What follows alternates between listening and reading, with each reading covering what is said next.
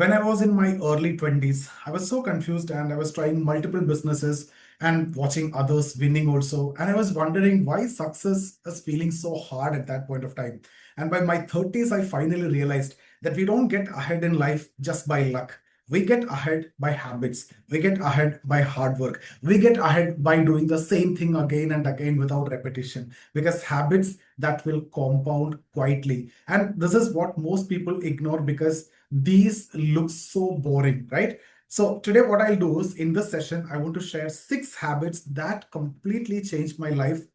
And this 6 habit you can replicate and the same one that can put you ahead of 99% of people in your early 20s and 30s. So if you're someone who's in early 20s and 30s, this is a video which is a must watch for you. Okay, so the first one, the most important one, delay gratification. So you have to wait for that second marshmallow. There is a famous study, I'll talk about that also. See, when I was starting my trade school, the trading coaching, beyond that other coaching classes, I saw many traders showing off cars, Lamborghinis and Ferraris and multiple things and watches, expensive watches, Rolex and everything, and fancy vacations. But I was sitting in front of, a used laptop and recording videos on my phone. And I remember thinking, am I falling behind? But later I've seen many students have joined, more than 5,000 students joined, and I've made enough, whatever I want, right? In fact, I have retired also. But what I was really doing at that point of time was learning to delay gratification, right? We didn't chase the cars. Yes, of course, I have bought this BMW, Audi, Benz, but still, I didn't chase that, kind of aggressively the fancy cars or anything. And in fact, if you see, there is a very famous study, Stanford study. The kids were offered one marshmallow now and two if they wait for 15 minutes. And years later, it has been found that the kids who waited performed better in school, in career, and in life. Now, why? Because success is simply the reward which is delayed. So that's what I mean by delay gratification. In business, most people want the marshmallow now, but like they want profit in 3 months and fame in 6 months and burnout in 9. But the real entrepreneurs, they choose a second marshmallow.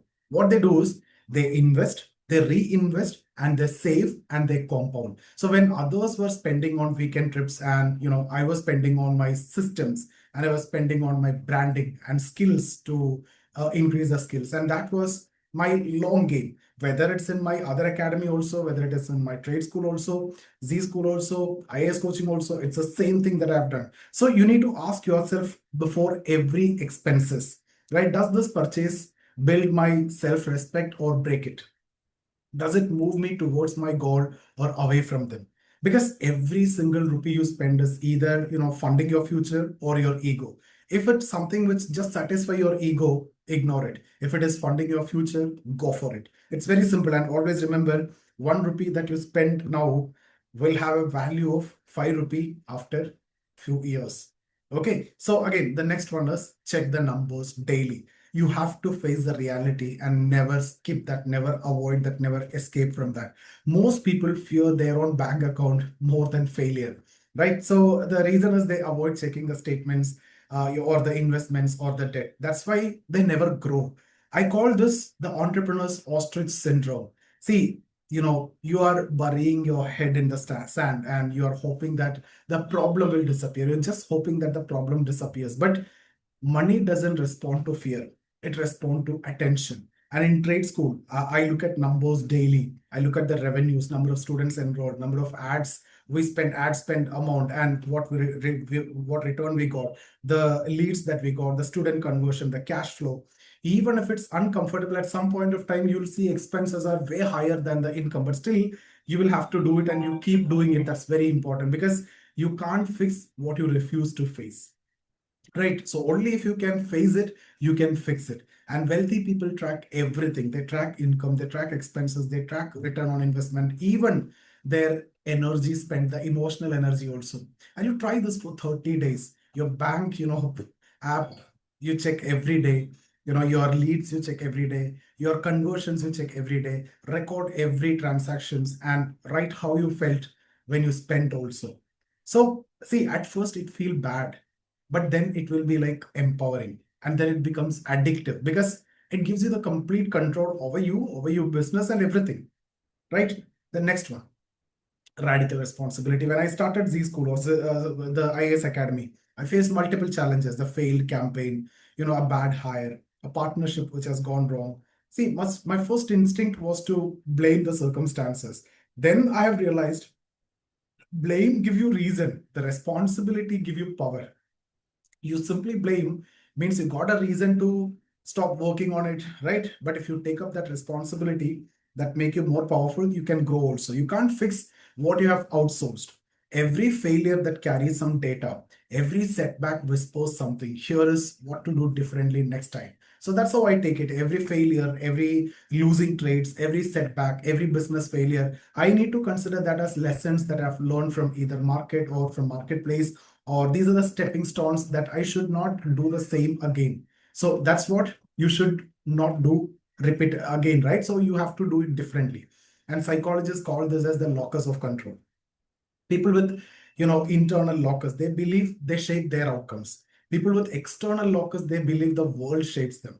But the first group here, the locus, internal locus, those who believe that they shape their outcome, they grow.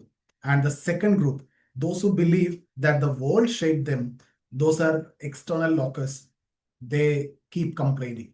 So what you need to do is try this. Write down the last two things that went wrong in your life or your business. Now you ask yourself, how did I contribute to it? How can I contribute to it? What could I have done differently to avoid that, a failure or that one which went wrong?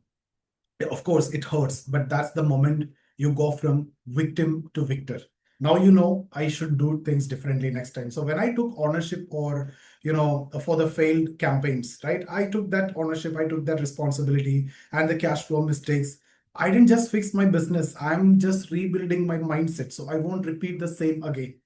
Right? Now, the next one, do the hard things first. Let's be honest. Our brains are lazy. We are, wired to conserve energy. So that's why most people start their day with easy tasks like checking messages, scrolling, fake work like that.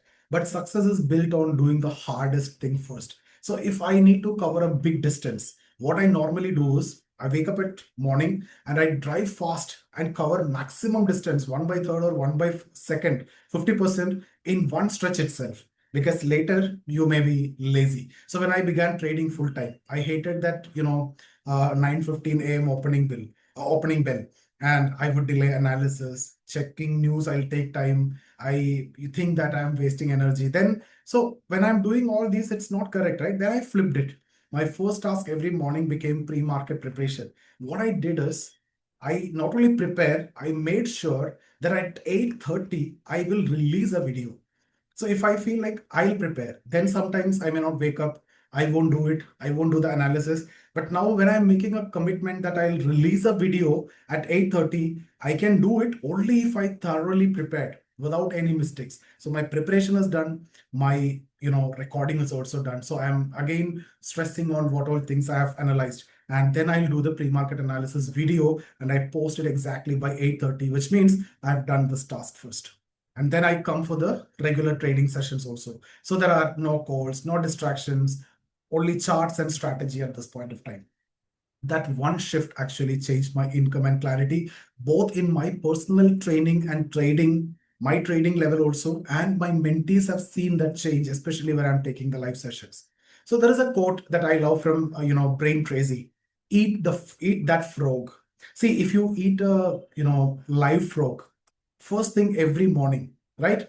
The rest of the day, that feels very easy, right? That's the statement. The quote is all about. That frog is your hardest task, right?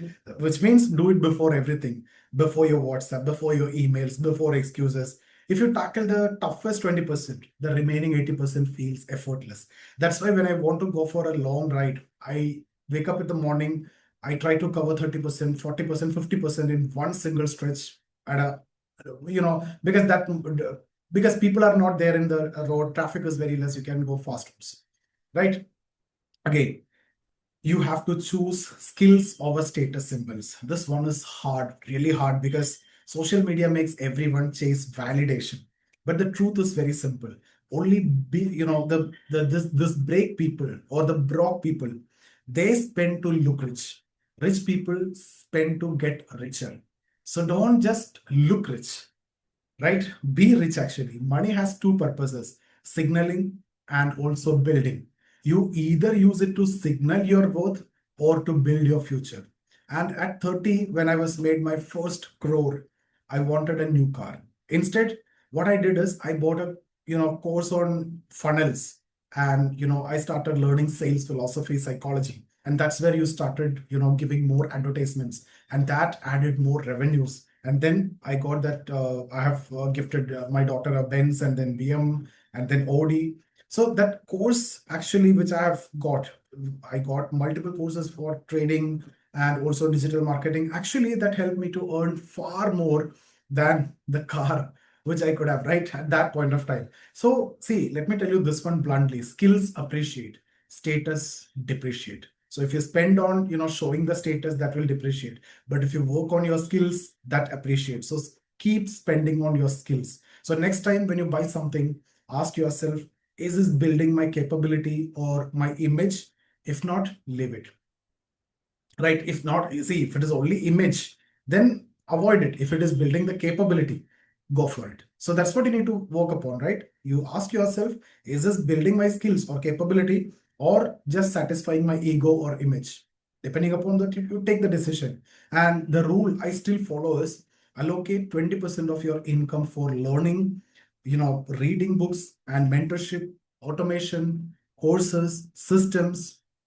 You don't think that everything is readily available in YouTube. You have to pay and get the quality. So if you consistently do that, your future self will definitely thank you for sure. And next one, manufacture the discomfort. You have to seek growth, not the comfort. So discomfort you need to be happy with. People say that they want growth, but they avoid everything that feels uncomfortable, right? Growth lives on the other side of discomfort. Whenever, even if I want to build a body, first I have to break my muscles and give nutrition to the muscles. Then only the muscles will grow. So you have to train hard, you have to break the muscles. That means there is a discomfort. So that discomfort will actually help you to grow.